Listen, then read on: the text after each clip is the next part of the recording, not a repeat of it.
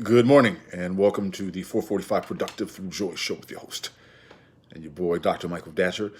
This show airs each weekday morning, hella early at 4:45 a.m. here on YouTube's Michael Datcher channel, and 4:45 p.m. on Facebook Live. Today, we're talking about praise, how praising the Spirit, praising others, at times praising yourself, is an incredible technology to enhance one's productivity. So, thanks for being here.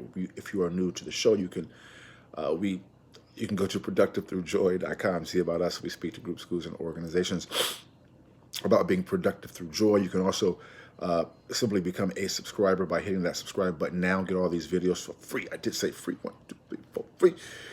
If you are new, allow me to say a few words about myself. This is your host and your boy, Dr. Michael Datcher, author of the New York Times bestseller Racing Fences, author of the acclaimed historical novel Americas, author of most recently of the Pulitzer Prize nominated Animating Black and Brown Liberation, A Theory of American Literatures.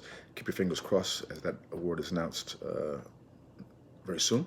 I'm also the board president of the World Stage, a great 501c3 nonprofit here in LA's Crenshaw District.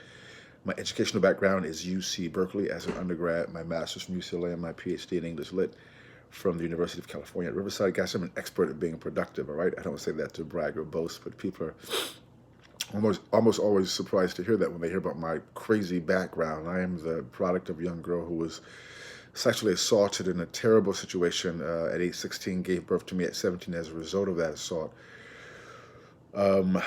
I was then subsequently given up for adoption to a single divorcee who was amazing, yet at the time, no biological father, no adopted father. Difficult times for the young MD, yet as cool. Modi famously said, "Ha, you like me now," right? And if I can be this productive, given that crazy background, as LeBron James said, I'm not supposed to be here. Against those odds, I just know that many people in their own lanes can have great success in their own lanes. So that really inspires me personally, inspires our business, certainly inspires our business, certainly inspires our show. So we know it's not where you're from, it's where you're about to go. So thanks for going with us. Let's dive in. We're talking about praise. So point one is that we encourage you to have an attitude of praise, to be conscious of the good around you and to speak it up, to identify it, to see it, to acknowledge it, right? And so it is being, how do you do that? Well, which ties right into point two, you have an attitude of gratitude.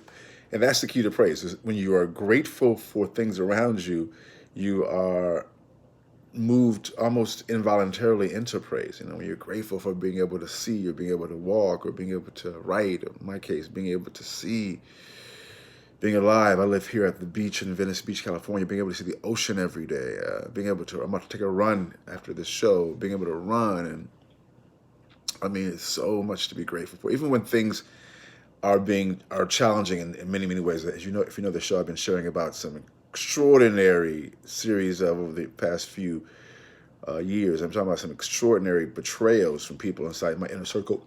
At times when you are excellent, and this is at times a little counterintuitive, you would think that when you're excellent and loving to people, they would just be grateful and be cool, and some people are that way, thank God. But oftentimes, people respond to excellence, especially Black excellence. I'm not sure what it is about Black folk that people just don't act right in the context of our Black excellence. But man, I mean, it triggers people to act in ways that are super irrational, crazy, and super unloving. So, and what happens to people in your inner circle, it's even more painful. So as a result of just some incredible situations, I mean, it's been extraordinary time for me of late. I have to say, it's been certainly the most challenging time of my entire life. This has been very intense. Even with all that, having an attitude of gratitude and the subsequent and attitude of praise has really, I don't know, it's really helped me through this period, And so I know many people go through difficulty and challenge, and at times more intense than my thing, So I know that if the attitude of gratitude can help me, it can help other people as well. So when you have the attitude of gratitude, just being grateful for things that you have right now, and then praising yourself, being open with praise of others, and not just with your lips, but praising them through your actions. Making love a verb, serving people. Praising people with actions can also be described simply as serving them. Right? You just serve people, having an attitude of service. It's all related. When you do all those things, what you're going to see, which is point three, is an absolute uptick in your level of productivity. I'm not sure why this even works, but it does. Gratitude, attitude of praise, attitude, and serving, which is kind of like praise and action.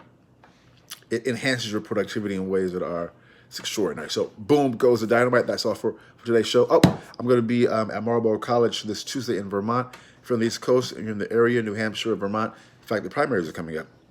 After you do your primary thing, come see me. I'll be out there doing my thing. We'll be at Marlborough College in Vermont. So speaking about all manner of things, including productivity and art and culture and politics. So thanks for being here, guys. We'll see you soon. And until then, let's talk about it and be about it. Deuces.